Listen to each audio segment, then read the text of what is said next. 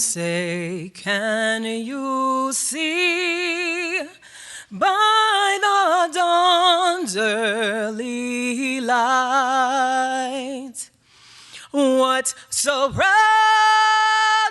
we hailed at the twilight's last gleaming, whose broad stripes and bright stars through the perilous fights o'er the ramparts we watched were so gallantly streaming, and the rocket's red glare, the bombs bursting in air, gave proof through the night that our flag was still there. Oh, say, does that star-spangled banner yet wave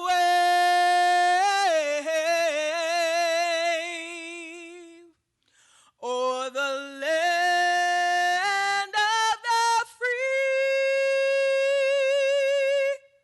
and the home of the brave?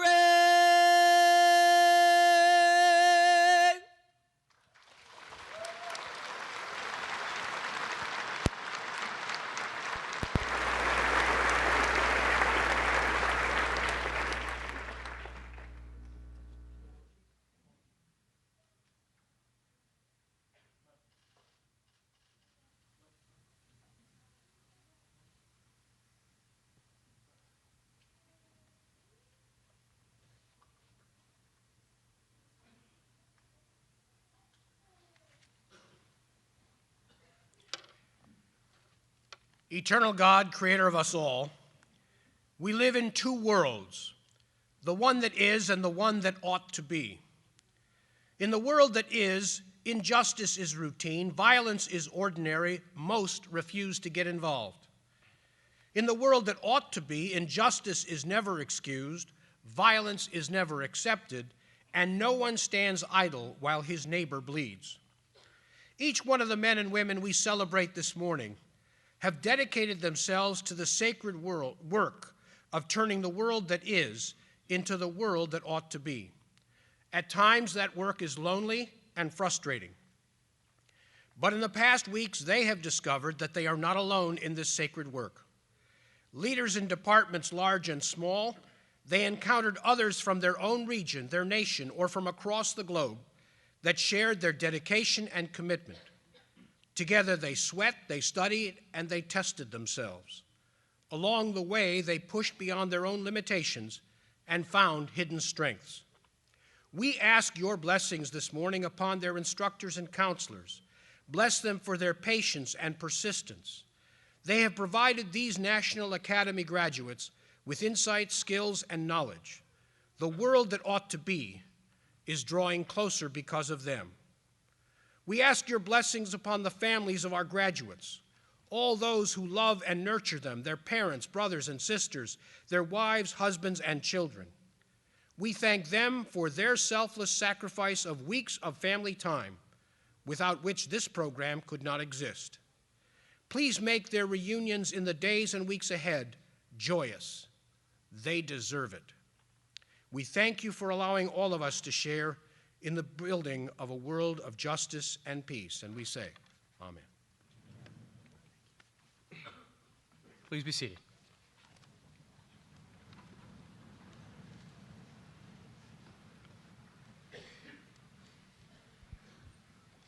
Before we go any further, let us take a minute to remember the 47 law enforcement professionals who have died in line of duty since the beginning of the year. Please join me in a moment of silence in their honor.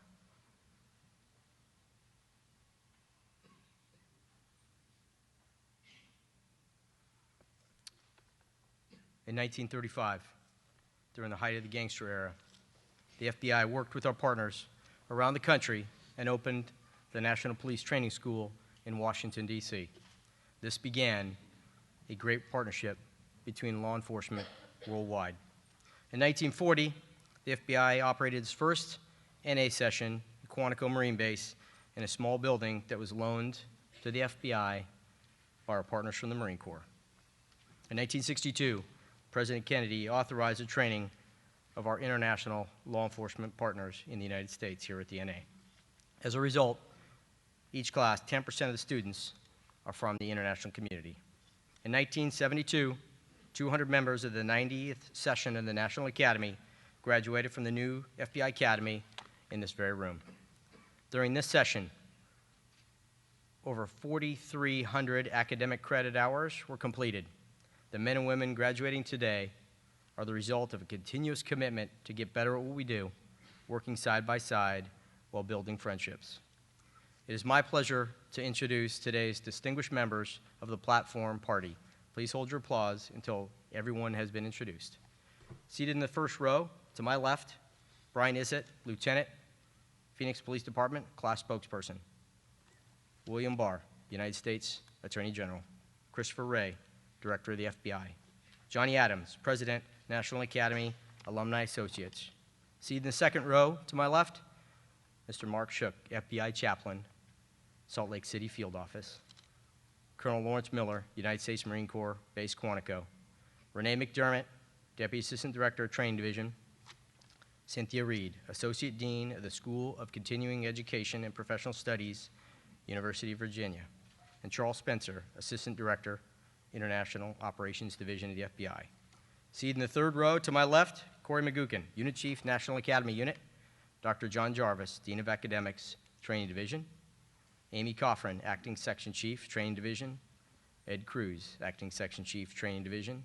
And Dave Eisenreich, Section Chief, Training Division. Please welcome today's platform party.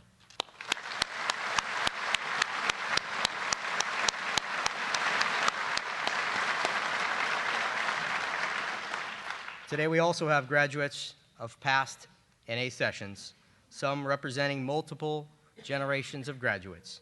Would the past graduates please stand and be recognized?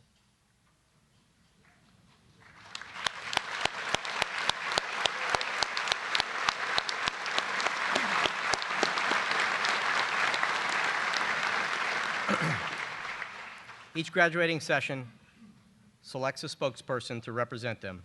The spokesperson for session 276 of the NA is Lieutenant Brian Issett. Brian is a second-generation police officer who has been employed by the Phoenix Police Department for over 18 years. He is currently assigned to the Phoenix Regional Police Academy, where he's responsible for the advanced training program. In addition to his previous assignments in patrol, Brian has spent the majority of his career assigned to the Special Assignments Unit, which is Phoenix's full-time SWAT team, as well as the Homeland Defense Bureau, where he was attached to the Arizona Counterterrorism Information Center as both a detective and later as a sergeant. Academically, Brian has 2 master's degrees, one from Arizona State University and the other from American Military Institute. He is currently working on completing his doctorate degree from Northeastern University in organizational leadership. Brian has been married for 18 years to his college sweetheart, Autumn, and they have 4 children, Eva, Johnny, Libby, and Brian. Please join me in welcoming Brian Issett.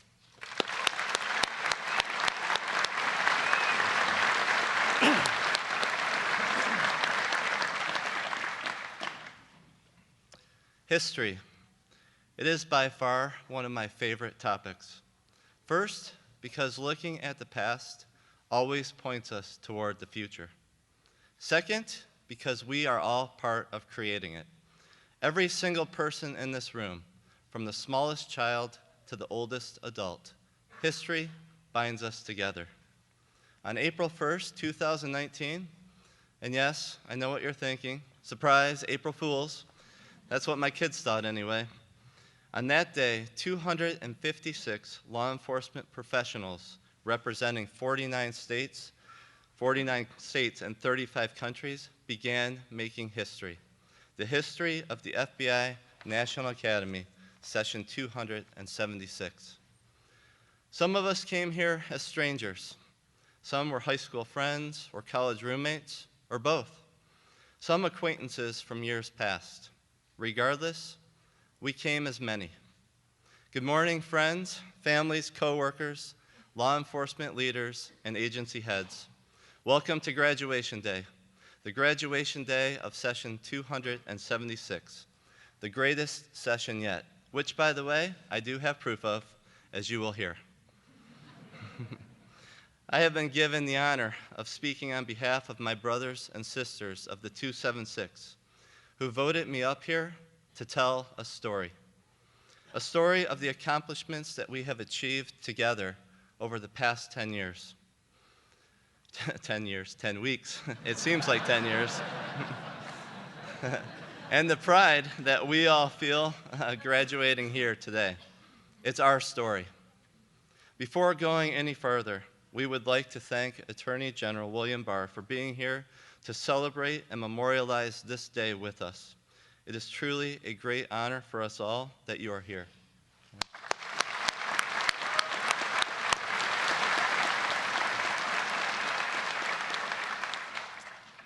We would also like to extend our sincere appreciation to Director Wray and the entire staff at the National Academy for putting together this most professional and rewarding experience of our law enforcement careers. We would especially like to thank the esteemed faculty as well for challenging us daily. There is no doubt how and why the FBI National Academy is known as the premier law enforcement leadership development program in the world. Thank you. Thank you.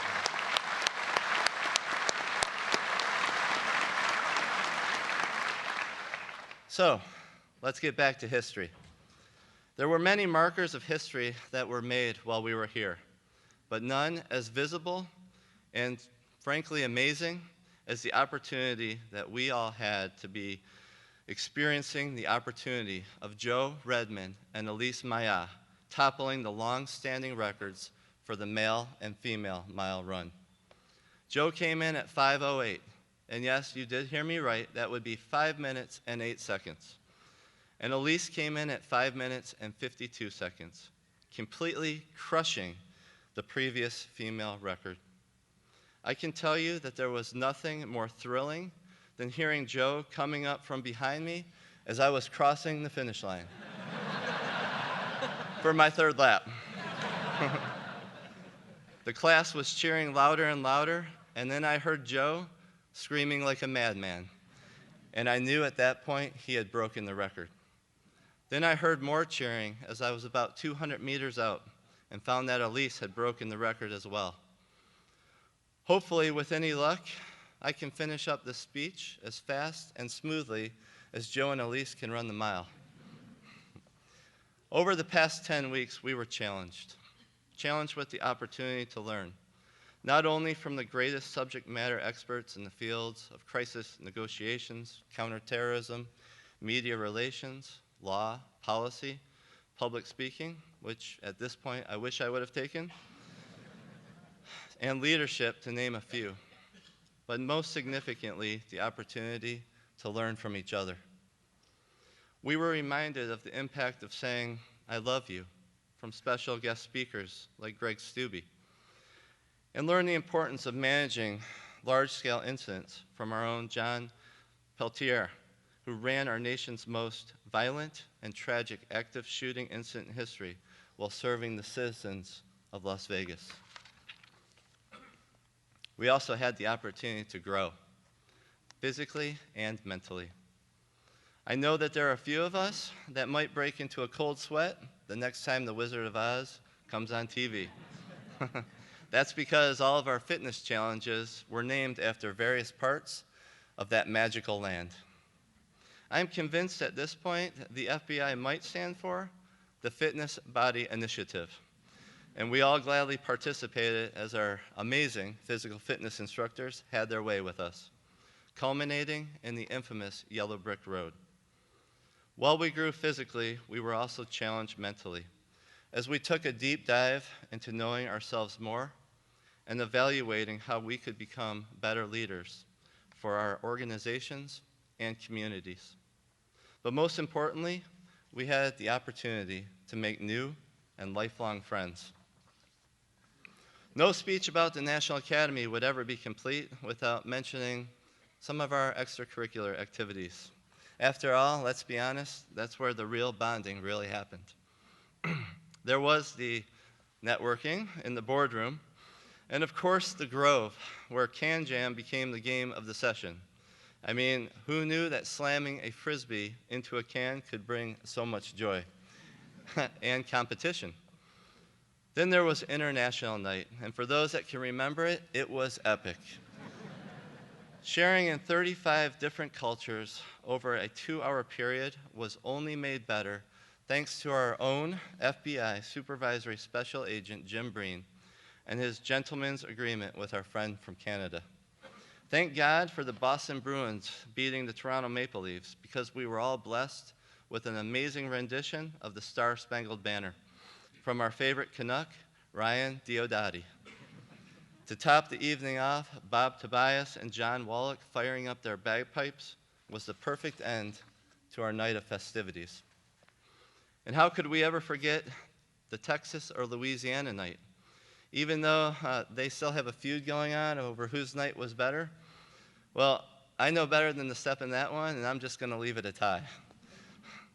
I would be remiss if I didn't talk about our travels as well, the Philly and New York trips, where we were treated like true dignitaries. It's going to be hard going back to normal life and not have a police escort wherever we go. To Tony Luca, where are you, Tony? There you are. I still think your name would make the best restaurant brand in the country, and I'm ready to invest when you are. You made sure that our trip to Philly was amazing. From getting to see the birthplace of our country, to running up the stairs of the art museum, to the Rocky theme song.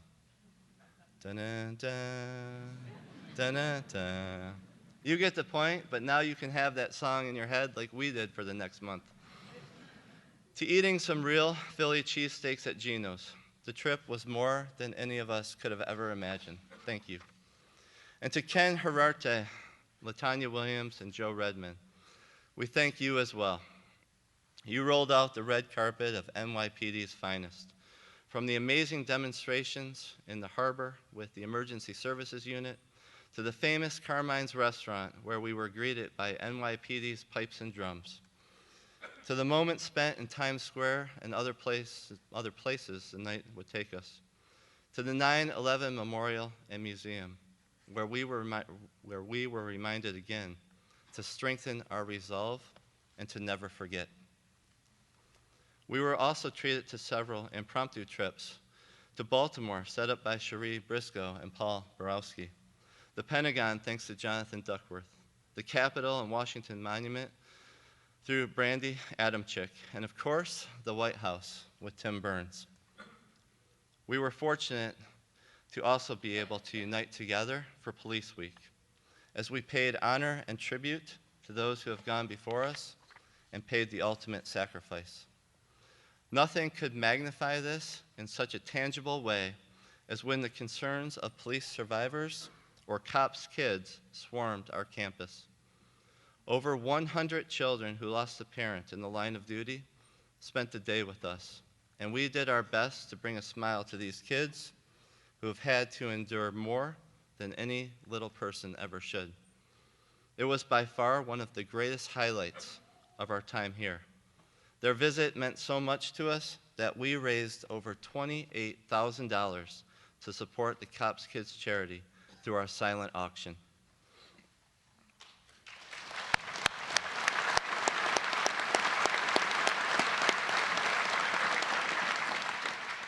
Well, speaking of highlights in history, we also had the opportunity in the first ever joint FBI National Academy Wounded Warrior Challenge, which allowed us to encourage and lift up our wounded heroes with potential job opportunities and plenty of camaraderie through a tough physical fitness workout, you guessed it, put on by our favorite physical fitness instructors. It was a true honor and privilege for us all. Before I close, there is one group of people here that I would like to recognize above all. They are mothers and fathers, wives, husbands, and significant others, daughters and sons, friends and relatives. They are the family and friends that have supported us day in and day out over the past 10 weeks. We know it was not easy. We know that there were a lot of sacrifices that were made. But you never wavered, and we knew that you had it at home and had us here in Quantico. I would like all the family and friends that gave support to the members of the 276 to please stand up and be recognized. Please stand up. 276. Let's give them a lot of standing ovation.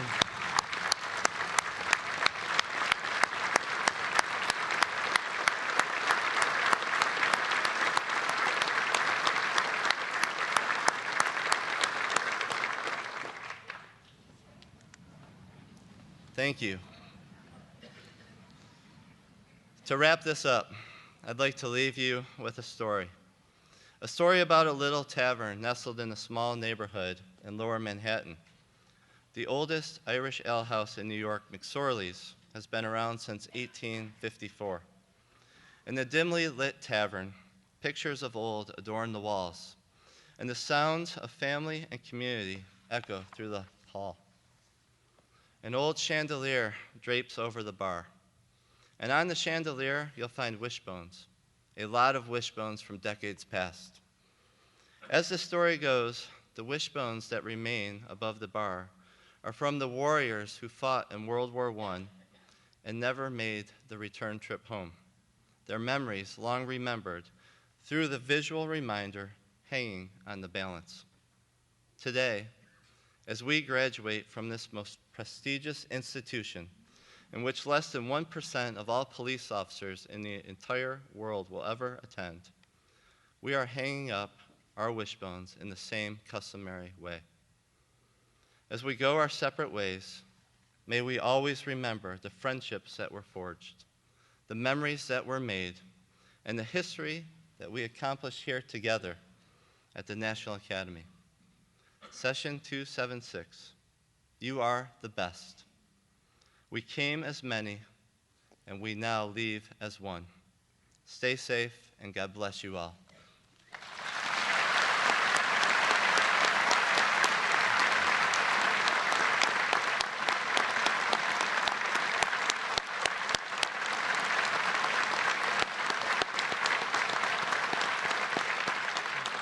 Thank you, Brian.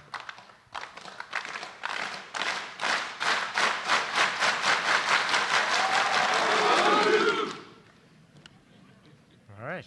Yeah. Director Wray, as the Assistant Director of the Training Division, I certify to you that all present members of National Academy Session 276 have met or exceeded all requirements for graduation.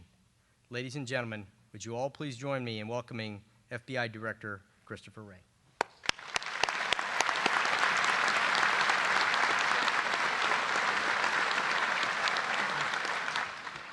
Well, thanks, Don. Welcome, everybody. It's great to be here to mark this occasion with you all.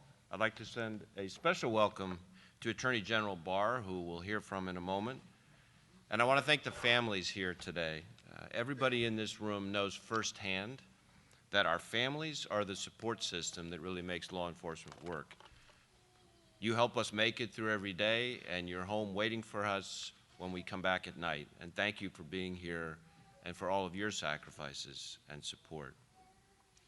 And to the members of the 276th, you made it, even though it sounded like it felt like 10 years instead of 10 weeks. You've joined the ranks of a whole lot of distinguished graduates who came before you. You know, back in 1935, when the FBI Police Training School opened its doors to the first 23 students, I'm pretty sure that no one imagined we'd all be here later watching our 276th graduation. And while each session has been different in its own way, there is one question that comes up almost every single time. Is there anyone here who can translate for the foreign students, especially those from places like Louisiana and Mississippi and Tennessee and Maine? Speaking of foreign students, I especially want to thank our international colleagues for being here. This session Session 276 had 35 international students, which is the most we've ever had in a single session. So thank you, all of you, for bringing your invaluable perspectives to the National Academy and for adding so much to this experience, both personally and professionally. 10 weeks ago, all of you came to Quantico from places as different and far-flung as Bahrain and Boise and Helsinki and Houston, and you arrived here mostly as strangers, but you leave today as lifelong friends. And those friendships mean that you can pick up the phone day or night, just about anywhere around the world, and find someone who will stand beside you in the toughest of circumstances, or provide some key insight that you might not otherwise have considered.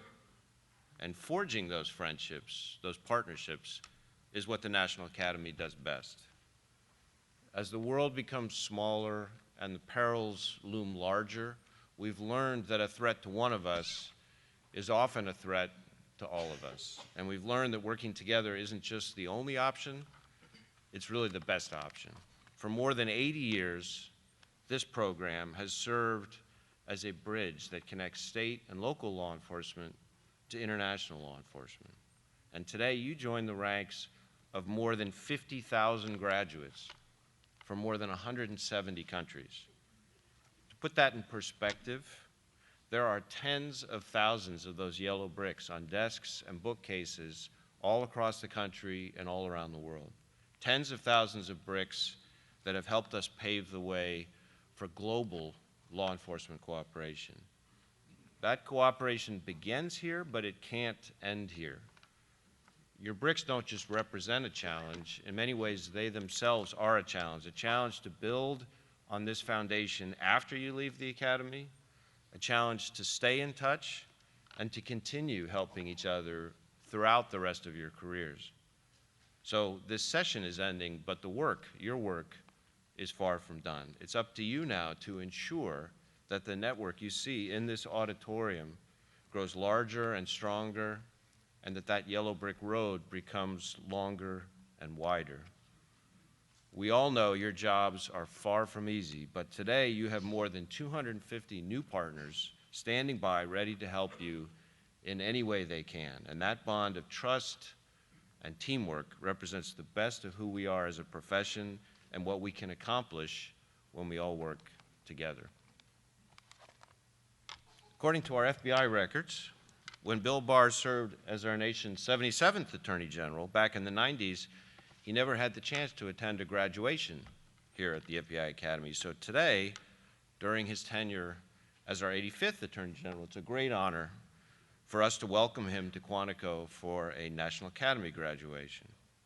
Last month, you noted that during your first tenure as AG, forging a strong relationship with our state and local partners was essential to achieving our common mission. And as I'm confident that you've discovered that since coming back to DOJ, that you now see that the scope and range of today's threats make your statement truer than ever. And there's no better example of our commitment to forging strong partnerships than the National Academy, where we train some of the finest law enforcement officers and leaders from here at home and around the world. To the outstanding graduates of the 276, thank you again for being a part of the National Academy, for your support of the FBI, and for all you do and will do for law enforcement. And now, please join me in extending a very warm welcome to my friend, the Attorney General of the United States, Bill Barr.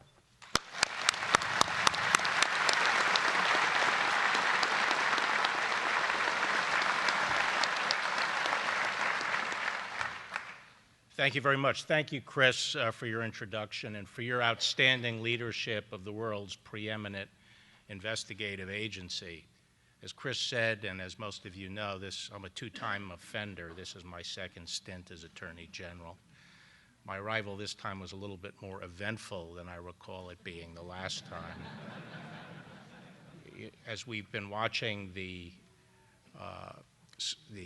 coverage of June 6, 1944 D-Day, I had the thought that my arrival this time felt a little bit I think, like jumping into San Miraglese on the morning of June 5th, trying to figure out where you could land without getting shot. But it was a delight after I arrived to find the FBI in such good hands and to find such a great partners in Chris and his leadership team at the Bureau. The last time I was in the Department of Justice, I'd have to say that it was the greatest pleasure and pride for me was in fact the association with the FBI and the great men and women in our law enforcement community.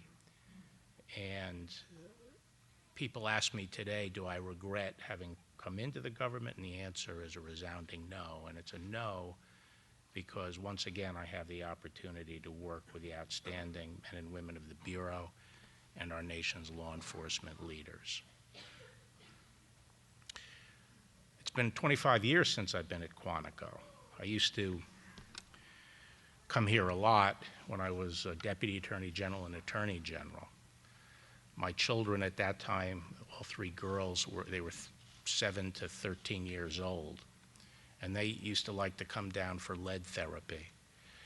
The HRT took them under their wing, and they had the opportunity to learn how to shoot sniper rifles and, in those days, MP5s and so forth, just little kids, and it was a delight.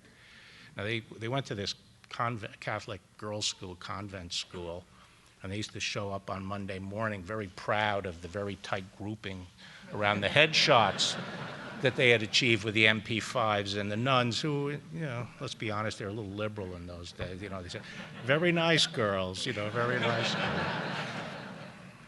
Not surprisingly, all three of them ended up serving in U.S. attorneys' offices. People also ask me, what's the big difference between 28 years ago and today? And, I thought, well, it could be the internet, it could be cell phones, it could be a lot of different things, but I think I'd sum up the biggest difference in 2 words: challenge coins. They weren't around, and when I first arrived and people started shaking my hand and putting these things in my hand, what is this all about? It's now a great tradition, but it poses a significant problem for someone like me, because when I am at events with a lot of challenge coins being put in my hand, I generally put them in my pocket. And when you are like me and have a disturbing differential between your waistline and your hip line, your pants start falling down at these events. So I don't go to them anymore unless I'm wearing suspenders. Above all today, what I'd like to do, and it's an honor to be here at this graduation, and it's my first one, and I'd like to graduate the 256 graduates of the 276th session of the FBI's National Academy. And I want to congratulate the families of today's graduates. It's difficult to be a law enforcement family. You shoulder the stresses and the challenges involved in your loved one's work, and you make the sacrifice too. And so I want to thank all of you for being here. Our graduates, as you all know, today come from a wide variety of backgrounds, 49 states and the District of Columbia, and a record high 35 foreign nations. But you share a common mission and a record of personal excellence. Admission to the National Academy is highly competitive and selective, and you represent the very best of the leadership of the ranks of law enforcement in this country and around the world. One thing that's manifest to me, just coming in after 28 years, is the pride we can take in law enforcement's high level of professionalism, a professionalism that has been achieved over the past decades, and you exemplify that by focusing on training, technology, best practices, and above all, cooperation. Law enforcement in the United States and among our allies has reached new levels of excellence and allowed us to achieve historic reductions in crime. Of course, we're always striving to reach even greater heights, and the National Academy remains at the very center of this effort. I think you all know that the experience here is not all about learning from your instructors. It's also about learning from each other and building the relationships and trust that is so essential for our collective action. We're building a national and worldwide network of law enforcement excellence, a network that through cooperation allows us to meet the great challenges we all face. I've always believed that none of us can succeed in our responsibilities without cooperation. And in 1992, when I last served, violent crime was at its highest rate in our nation's history. It had trebled over the preceding 30 years. And my priority was addressing this by building a tight partnership with our state and local colleagues. And over the past 3 decades, violent crime has now been halved. Fortunately, 92 was the peak, and it has decreased from then on. And it has been cooperation and joint action that has allowed us to do this. At that time, I had an office that focused exclusively on our relationships with state and local law enforcement. And I was disappointed when I returned to find that that office no longer existed. But last month, during Police Week, I ordered it to be reestablished, and it has just been stood up this week with a number of full-time professionals who will focus exclusively on communications and cooperation, building cooperation with our state and local partners. Also 30 years ago, we stood up the Office of International Affairs in the Office of the Attorney General, and we expanded the FBI's LEGAT program, and we built up a web of bilateral and multilateral agreements to facilitate our cooperation on international law enforcement matters, including drug trafficking and, in those days, the emerging scourge of terrorism. And I learned firsthand just how valuable it is to have law enforcement allies around the world. One of the formative experiences in my life was dealing with the Pan Am 103 bombing. And in that investigation, we worked closely with the Strathclyde police on one of the most complex and exhaustive investigations in history. And the Scottish police, along with the FBI, conducted a brilliant and unrelated. The crime scene was 845 square miles, and Scottish authorities searched it inch by inch, month after month, through fields, forests, lakes, and towns. And this painstaking search led to the key evidence, which was a fragment of a board the size of a fingernail. It was that evidence that ultimately led us to the perpetrators. It was in those days, it was an unprecedented cooperative effort involving not just the United States, the FBI, and the UK, but many other countries as well. And it left a deep impression on the Department of Justice and on me personally. Over the years, as Director Wray has just mentioned, this international cooperation has become imperative. Let me read you this quaint remark written over 100 years ago by the famous economist John Maynard Keynes. This was written before the First World War. He says, "The inhabitants of London could order by telephone, sipping his morning tea in bed, the various products of the whole earth, in such quantity as he might see fit, and reasonably expect their early delivery upon his doorstep. He could at the same moment and by the same means adventure his wealth in the natural resources and the new enterprises of any quarter of the world without exertion or even trouble in their prospective fruits and advantages. Little could Keynes have imagined the internet age, the interconnected digital world of today, and the rapid transportation and the reduction of transportation and communication costs. This all bears directly on the work of law enforcement.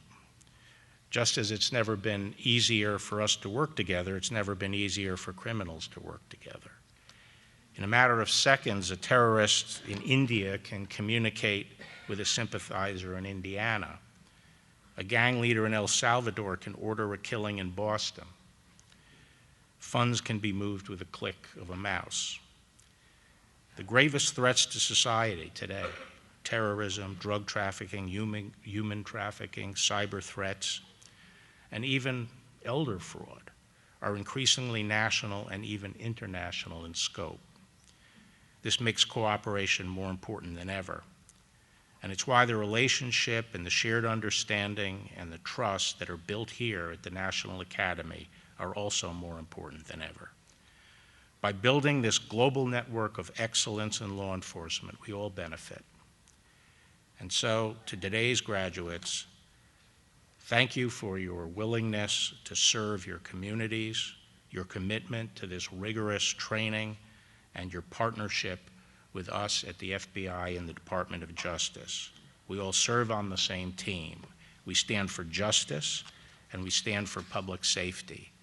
And as we return to work today, we will all press on together. And rest assured, as Attorney General Sessions, my predecessor, frequently said, we have your back and you have our thanks. Thank you very much.